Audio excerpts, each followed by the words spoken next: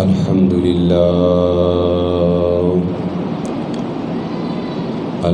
لله رب العالمين، والصلاة والسلام على سيد الأنبياء والمرسلين. أما بعد فقد قال النبي صلى الله عليه وسلم: من كنت نبيا وآدم بين الماء والطين، أجمل الأجملين وأكمل الأكملين، سيدنا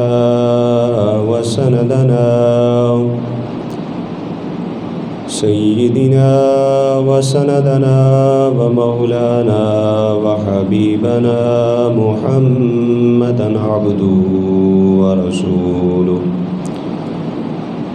قال الله تبارك وتعالى في كلامه المجيد والفرقان الحميد: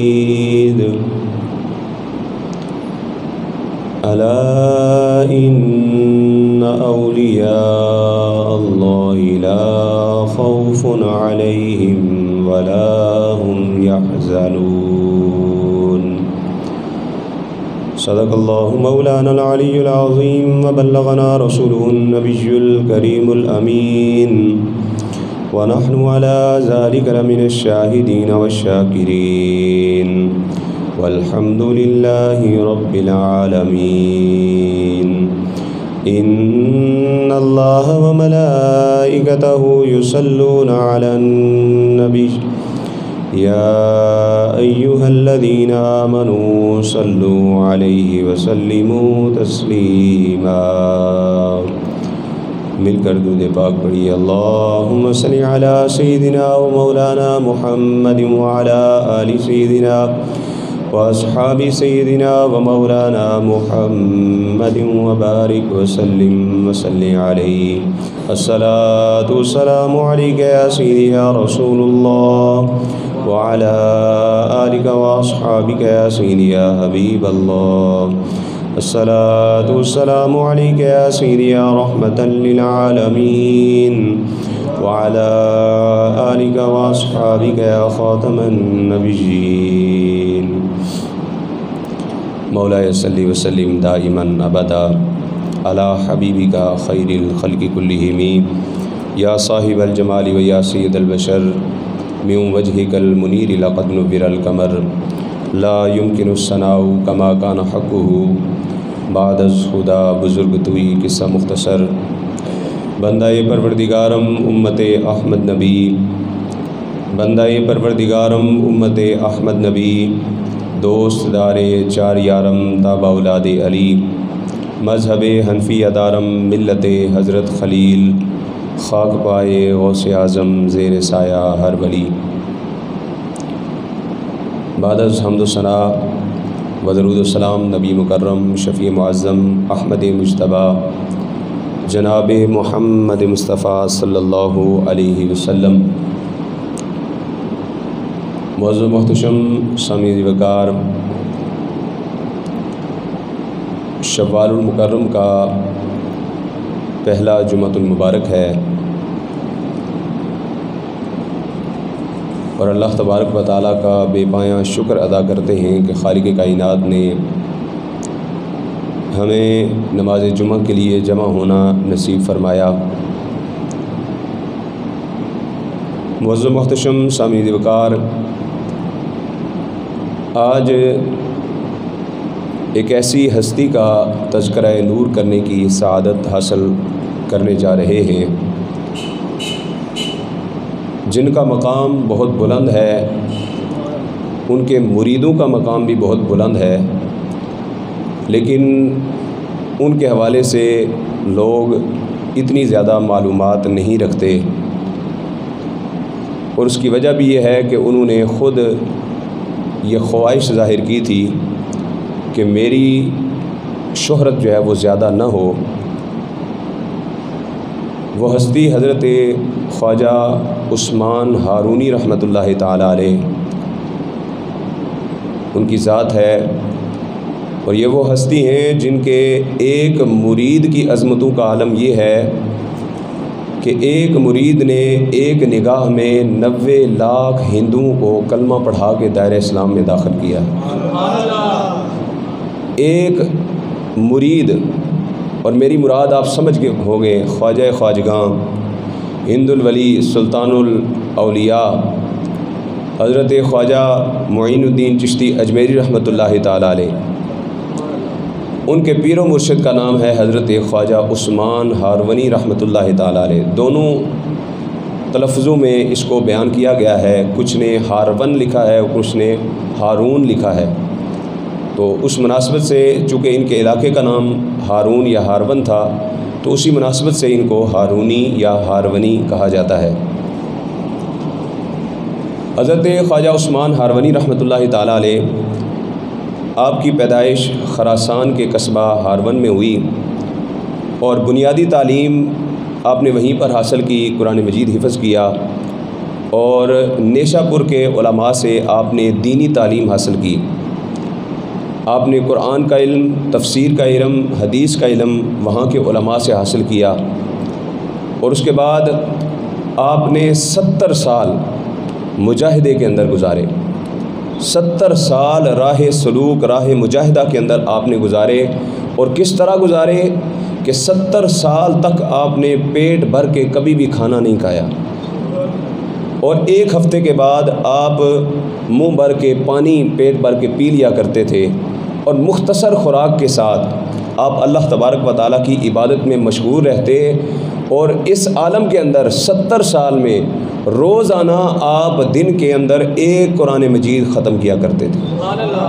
اس عالم میں 70 سال بھوکے پیاسے رہ کے، آج ہم کھا پی کے بھی عبادات کی توفیق حاصل نہیں کر سکتے، اور وہ 70 سال تک صرف پانی کے چند قطروں پر بغیر کچھ کھائے پیے کئی دن تک اللہ تبارک و تعالیٰ کی عبادات میں مشغول رہتے، اور پھر اللہ تبارک و تعالیٰ نے ان کو مقام و مرتبہ کتنا عطا فرمایا۔ آپ کو اللہ تبارک و تعالیٰ نے مستجاب الدعوات بنا دیا کہ آپ جو بھی دعا مانگتے اللہ تبارک و تعالیٰ اسے قبول فرما لیا کرتے، اور آپ نے جو سب سے بڑی دعائیں آپ نے مانگی ہیں وہ 2 دعائیں ہیں، ان میں سے ایک دعا یہ تھی کہ یا باری تعالیٰ میرا مدفن مکہ مکرمہ ہو، تو اللہ تبارک و تعالیٰ نے ان کا مدفن مکہ مکرمہ بنایا، اور آج وہ مکہ مکرمہ کے اندر مدفون ہیں۔ اور دوسری دعا آپ نے یہ مانگی تھی کہ یا باری تعالیٰ میرا فرزند معین الدین، اس نے میری بڑی خدمت کی ہے، تو یا باری تعالیٰ معین الدین کو زندگی کے اندر دنیا میں وہ مقام ولایت عطا فرما جو تو نے کسی اور کو عطا نہ فرمایا ہو۔ اور پھر اللہ تبارک و تعالیٰ نے ان کی دعا کے صدقے سے خواجہ معین الدین چشتی اجمیری رحمۃ اللہ تعالیٰ علیہ کو یہ مرتبہ عطا فرمایا ہے۔ اور حضرت خواجہ عثمان ہارونی رحمۃ اللہ تعالیٰ علیہ، آپ نے اللہ تبارک و تعالیٰ کی عبادات اور ریاضات کے اندر کتنا بڑا مقام و مرتبہ حاصل کیا۔ سید السادات عبد الواحد بلگرامی رحمۃ اللہ تعالیٰ علیہ وہ فرماتے ہیں کہ حضرت خواجہ عثمان ہارونی رحمۃ اللہ تعالیٰ علیہ جب اللہ تبارک و تعالیٰ کی عبادت کیا کرتے تھے، جب نماز پڑھتے تھے، اللہ کی عبادت میں مشغول ہوتے تھے، جو ہی فراغت حاصل کرتے تھے تو ہاتف غیب سے آواز آتی تھی، اے عثمان ہم نے تیری عبادت کو اپنی بارگاہ میں قبول کر لیا ہے۔ ہاتف غیب سے آواز آتی ہے، عثمان ہم نے تیری عبادت کو قبول کر لیا ہے، مانگ کیا مانگتے ہو، مانگو کیا مانگتے ہو۔ تو حضرت خواجہ عثمان ہارونی رحمۃ اللہ تعالیٰ علیہ عرض کرتے، یا باری تعالیٰ میں تجھ سے تجھ ہی کا سوال کرتا ہوں، تجھ سے تجھ کو طلب کرتا ہوں۔ تو خالق کائنات کی طرف سے پھر جواب آتا ہاتف غیب سے کہ تجھے میں نے اپنا جمال لازوال عطا کر دیا ہے، مانگ اور کیا مانگتا ہے، مانگ اور کیا مانگتا ہے۔ تو پھر خواجہ عثمان ہارونی رحمۃ اللہ تعالیٰ علیہ حضور کی امت کا درد سینے میں لیے ہوئے عرض کرتے، یا باری تعالیٰ جس امت کے لیے تیرا محبوب راتوں کو روتا رہا، جس امت کی مغفرت کے لیے اپنی زندگی میں راتوں رات تیری بارگاہ کے اندر کھڑا رہا، یا باری تعالیٰ اپنے محبوب کی اس امت کی مغفرت فرما۔ اور پھر ہاتف غیب سے آواز آتی، اے عثمان ہم نے اپنے محبوب کی امت کے 30,000 گناہگاروں کی مغفرت کر دی ہے۔ تیرے صدقے سے ہم نے 30,000 گناہگاروں کی مغفرت کر دی ہے۔ اس طرح اللہ تبارک و تعالیٰ نے ان کو مقام عطا فرمایا۔ اور خود خواجہ معین الدین چشتی اجمیری رحمۃ اللہ تعالیٰ علیہ جب آپ اپنے حلقہ احباب کے اندر آپ بیٹھتے اپنے مریدین کے سامنے تو اپنے پیر و مرشد کا تذکرہ کرتے، جیسے ہم بھی کسی پیر کے مرید ہوتے ہیں تو اپنے حلقہ احباب میں بیٹھتے ہیں تو اپنے پیر صاحب کے بارے میں گفتگو کرتے ہیں، اچھی اچھی باتیں سناتے ہیں۔ تو حضرت خواجہ معین الدین چشتی اجمیری رحمۃ اللہ تعالیٰ علیہ نے ایک واقعہ بیان فرمایا۔ آپ فرماتے ہیں میں اکثر اپنے پیر و مرشد کے ساتھ سیر و سیاحت کے اندر نکلا کرتا تھا۔ ایک دن سفر کرتے کرتے ہم دریائے دجلہ کے کنارے پر پہنچ گئے۔ ہم نے دریائے دجلہ کو عبور کر کے دوسری طرف پہنچنا تھا اور دریا کے اندر کوئی کشتی ہمیں نظر نہیں آ رہی تھی۔ فرماتے ہیں کہ میں انتظار میں تھا کہ کیسے ہم دریا پار کریں گے کہ میرے پیر و مرشد خواجہ عثمان ہاروانی رحمۃ اللہ تعالیٰ علیہ نے فرمایا، اے معین الدین اپنی آنکھوں کو بند کر۔ آپ فرماتے ہیں میں نے اپنی آنکھوں کو بند کیا، تھوڑی دیر کے بعد پیر صاحب نے فرمایا اپنی آنکھوں کو کھول دو۔ فرماتے ہیں جو ہی میں نے اپنی آنکھوں کو کھولا تو دیکھا ہم دریا کے دوسرے کنارے پر کھڑے تھے۔ ایک لمحے کے اندر آنکھیں بند کیں اور کھولی تو دریا کے دوسرے کنارے پر اللہ تبارک و تعالیٰ نے کتنا بڑا مقام عطا کیا حضرت عثمان ہاروانی رحمۃ اللہ تعالیٰ علیہ کو، بغیر کشتی کے آنکھیں بند کروا کے خواجہ معین الدین چشتی اجمیری کو دریا بھی پار کروا دیا ہے۔ اتنا بڑا مقام و مرتبہ۔ اور یہی ہمارا سنیوں کا عقیدہ ہے کہ جس طرح خواجہ عثمان ہاروانی رحمۃ اللہ تعالیٰ علیہ نے آنکھیں بند کروا کے بغیر پتہ لگے خواجہ معین الدین چشتی اجمیری کو دریا پار کروا دیا ہے، اسی طرح ہمارے مرشدان گرامی بروز محشر ہمیں پل صراط بھی پار کروا دیں گے۔ اور انشاءاللہ ہمیں امید ہے کہ ہمیں خبر بھی نہیں ہوگی، جس طرح خواجہ معین الدین چشتی اجمیری کو خبر نہ ہوئی کہ کس طرح وہ دریا کے پار پہنچ گئے، اس طرح انشاءاللہ ہمیں بھی خبر بھی نہیں ہوگی اور ان اولیاء کے صدقے سے ہم جنت میں داخل بھی ہو جائیں گے۔ اور یاد رکھیں اللہ تبارک و تعالیٰ جب اولیاء کرام کو مقام عطا کرتا ہے اور ان سے کرامت کا ظہور ہوتا ہے تو کسی بھی ولی کی کرامت کا ظہور اللہ تبارک و تعالیٰ اس لیے فرماتا ہے تاکہ آنے والی حضور کی امت کو اس بات پر یقین ہو جائے کہ اگر حضور کے 1400 سال بعد اور صدیوں بعد آنے والے اولیاء کرام کی کرامات کا یہ عالم ہے تو پھر حضور کی عظمتوں کا عالم کیا ہوگا، پھر حضور سے پہلے آنے والے تمام انبیاء کرام کے معجزات کا عالم کیا ہوگا۔ اور یہ حقانیت لوگوں کے سامنے واضح ہو جاتی ہے کہ اگر ان اولیاء کرام کی کرامات حق ہیں تو پھر ان انبیاء کرام کے معجزات بھی حق ہیں۔ اور یاد رکھیں ہمارا یہ عقیدہ ہے کہ کسی بھی نبی کا معجزہ اور کسی بھی ولی کی کرامت اس وقت تک ظاہر نہیں ہوتی جب تک اللہ تبارک و تعالیٰ کی مشیت شامل نہ ہو۔ بغیر اللہ تبارک و تعالیٰ کی مشیت کے نہ کوئی نبی معجزہ دکھا سکتا ہے، نہ کوئی ولی کرامت دکھا سکتا ہے۔ اور جو کچھ بھی ان کو ملتا ہے وہ اللہ کی عطا سے ملتا ہے، اور وہ اس لیے ملتا ہے کہ وہ اللہ تبارک و تعالیٰ کی بارگاہ میں راہ سلوک اور مجاہدے سے اللہ کا قرب حاصل کرتے ہیں۔ اور پھر کتنا مقام ملتا ہے، کتنا اللہ تبارک و تعالیٰ مرتبہ عطا فرماتا ہے۔ حضرت عثمان ہاروانی رحمۃ اللہ تعالیٰ علیہ آپ اپنے مریدین کے سامنے تشریف فرما ہے، ایک بوڑھا شخص نہایت ہی غمگین حالت کے اندر آپ کے دربار میں حاضر ہوا اور عرض کرنے لگا، حضور میرا بیٹا 40 سال سے لاپتہ ہے، 40 سال سے مجھے اپنے بیٹے کے بارے میں کوئی علم نہیں ہے، 40 سال سے لاپتہ ہے، آپ دعا فرما دیں میرا بیٹا واپس مل جائے۔ حضرت خواجہ عثمان ہاروانی رحمۃ اللہ تعالیٰ علیہ آپ نے اپنی نگاہوں کو جھکایا، تھوڑی دیر کے لیے آپ نے مراقبہ فرمایا اور پھر جب سر اٹھایا تو مریدین سے فرمایا اس کے بیٹے کے لیے دعا کرو کہ اس کا بیٹا واپس آ جائے۔